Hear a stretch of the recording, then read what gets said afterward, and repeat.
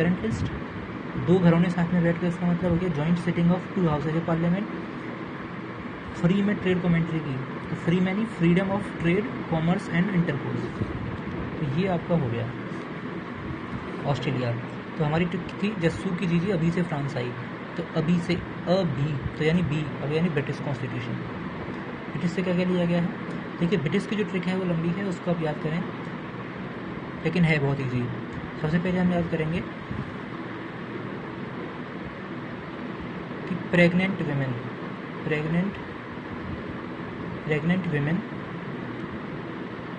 Cab से ली पर, इसको आप LIPAR भी कर सकते हैं। प्रेग्नेंट विमेन कैब से ली पर जो PG है, PG का रूल और पेपर, PG का जो रूल और पेपर है वो ब्रिटिश की सिंगल सिटी में बिका।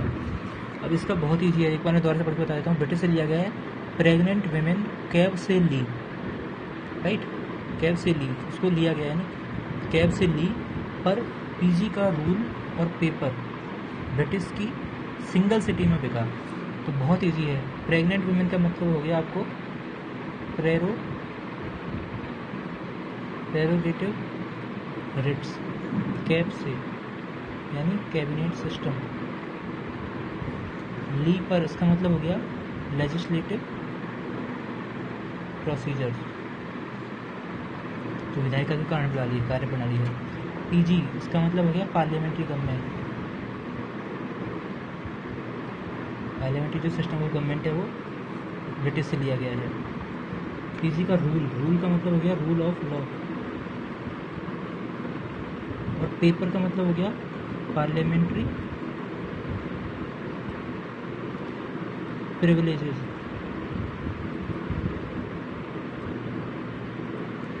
पढ़ते ना, पेपर यानी पार्लियामेंट्री प्रिविलेजेस, ब्रिटिश से लिया गया है। ब्रिटिश की सिंगल सिटी का मतलब है जो सिंगल सिटीजनशिप किया गया है।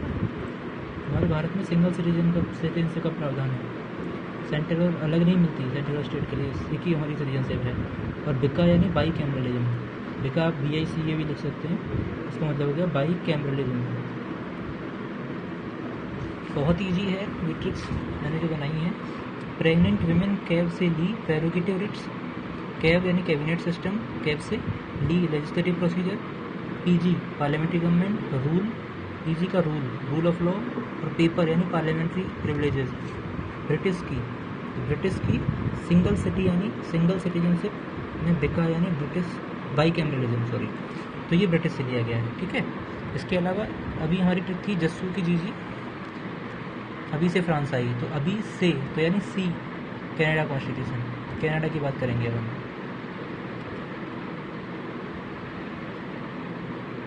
अब हम जल्दी इसको कनाडा के लिए बात कर लेते हैं, फिर आपको मैं इंपॉर्टेंट चीज़ें भी बताऊंगा।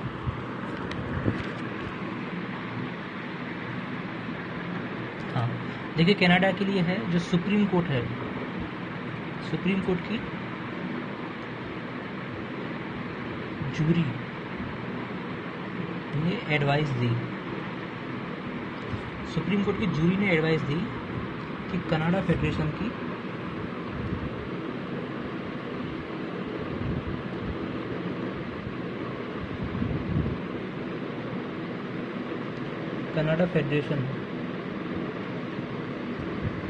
रेजुडी पावर से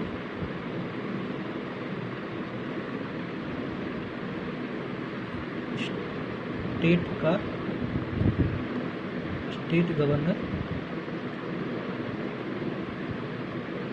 अपॉइंट करो। ये किसने कहा?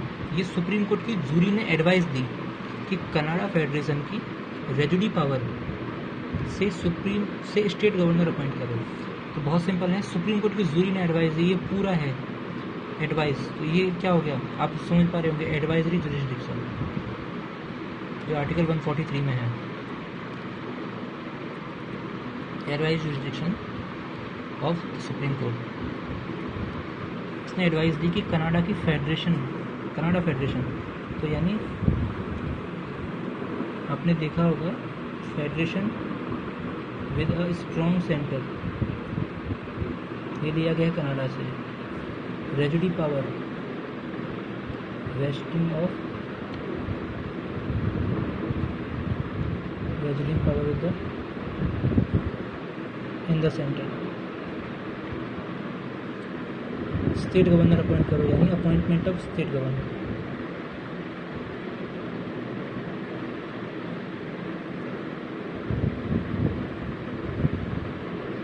Bye centre.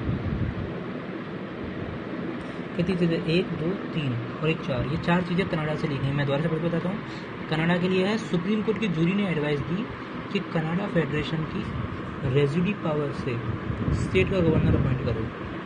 तो सुप्रीम कोर्ट की जूरी ने एडवाइस, यानी advisory decision supreme court, Canada federation, तो federation with a strong centre, ये आपको हमेशा लगाना है सेंटर इसमें, ठीक है।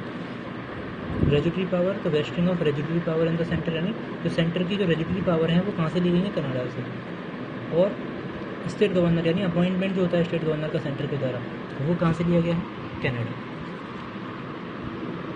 इसका स्पेसिफिक अभी प्रोसीजर नहीं है, लेकिन जो भी चीज़ें हैं अपॉइंटमेंट स्टेट गवर्नर के लिए, वो कनाडा से ही लिया गया है। तो हमारा क्या हो गया, अभी से जस्सू की चीज़ अभी से फ्रांस आई, तो फ्रांस से एक हमारा रह गया है फ्रांस। फ्रांस से क्या लिया गया है, फ्रांस की रैप और इडली, फ्रांस की रैप और इडली प्रेम में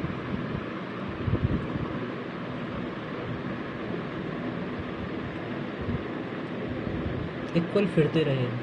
इसका बहुत ईजी है, देखिए फ्रांस की रैप और इडली, तो फ्रांस से लिया गया रैप यानी REP Republic.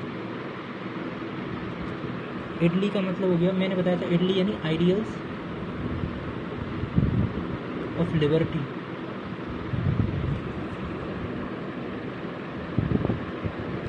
Ideals of liberty, प्रेम, प्रेम आप याद होगा प्रियम्बल मैंने बताया था,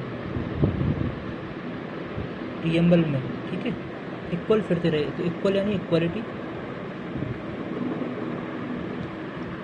फिरते रहे, फिरते रहे फ्रेटर्निटी, आप इमेजिन समझ लेंगे। आपने देखा होगा भी एक मूवी आई थी परीक्षा मूवी, उस मूवी में एक क्वेश्चन पूछा जाता है कि फ्रेंच जो रिवॉल्यूशन है उसका मोटो क्या है, तो उसने बताया था कि लिबर्टी, इक्वलिटी और फ्रेटर्निटी। तो वहीं से आप याद कर लें कि जो फ्रांस के रैप और इडली प्रेम में इक्वल फिरते रहे, तो यानी फ्रांस से लिया गया रैप, एक तो रिपब्लिक जो लगाया गया इंडिया के जो आप बोलते हैं प्रियम्बल में, दूसरा इडली यानी आइडियल्स ऑफ, आइडियल्स हम लिख सकते हैं आइडियल्स ऑफ लिबर्टी, ली यानी लिबर्टी, इक्वल इक्वलिटी, फिरते रहे फ्रेटर्निटी इन प्रियम्बल। प्रियम्बल में ये जो तीनों चीज़ें हैं प्लस रिपब्लिक, ये फ्रांस से लिए गए हैं। तो हमारा एफ हो गया जस्सू की जी अभी से फ्रांस आई यानी आयरलैंड।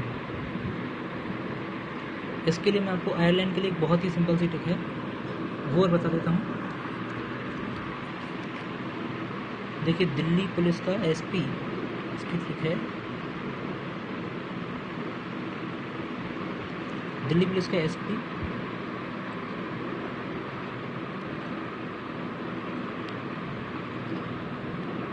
राज्यसभा का मेंबर नॉमिनेट हुआ,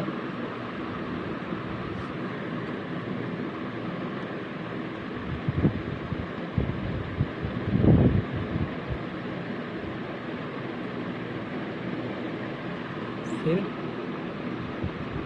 आयरलैंड का प्रेसिडेंट बना। सॉरी आपको थोड़ा सा प्रॉब्लम हो रही है इसमें देखने में, लेकिन आप इजी समझ पाएंगे। देखिए DPSP, दिल्ली पुलिस का SP का मतलब हो गया DPSP यानी directive principles of state policy. ये कहाँ से ली गई है, आयरिश कॉन्स्टिट्यूशन, इसको हम आयरिश भी बोलते थे, आयरिश कॉन्स्टिट्यूशन। दिल्ली पुलिस का SP राज्यसभा का मेंबर नॉमिनेट हुआ, ये आप याद कर लें, यानी nomination of members of Rajya Sabha.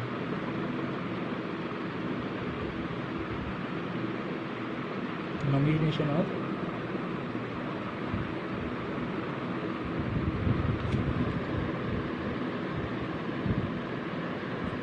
Members of Rajya Sabha. फिर आयरलैंड का प्रेसिडेंट बना, प्रेसिडेंट हुआ या बना या इलेक्ट हुआ, कुछ भी लिख सकते हैं, प्रेसिडेंट इलेक्ट हुआ।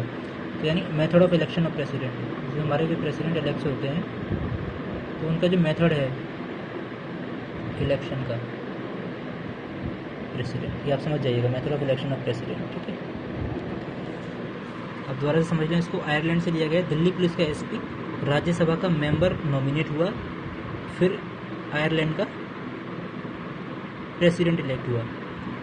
तो दिल्ली पुलिस का एसपी यानी डीपीएसपी, राज्यसभा का मेंबर नॉमिनेट हुआ यानी nomination of members of Rajya Sabha, and फिर आयरलैंड का प्रेसिडेंट इलेक्ट हुआ यानी method of election of president. देखिए ये आपको मैंने सारी चीज़ें बता दी हैं, 11 जगह से हमारा कॉन्स्टिट्यूशन का जो सोर्स है वो है, और मैं आपको एक बार दोबारा से जल्दी बता देता हूँ, काफ़ी लंबी वीडियो हो चुकी है। सोर्सेज ऑफ जो कॉन्स्टिट्यूशन है एट अ ग्लांस, वो आपको एक बार मैं दोबारा से पढ़ के बता रहा हूँ। आप पहले सीरीज़ के जो कंट्रीज़ के नेम है वो याद रखें। जस्सू की जीजी अभी से फ्रांस आई, तो यानी Japan, south Africa, USSR, USA, Germany, Goa, अभी से यानी ऑस्ट्रेलिया, ये बी का मतलब हो गया ब्रिटिश, और सी का मतलब हो गया कनाडा, फिर एफ का मतलब फ्रांस, और आई का मतलब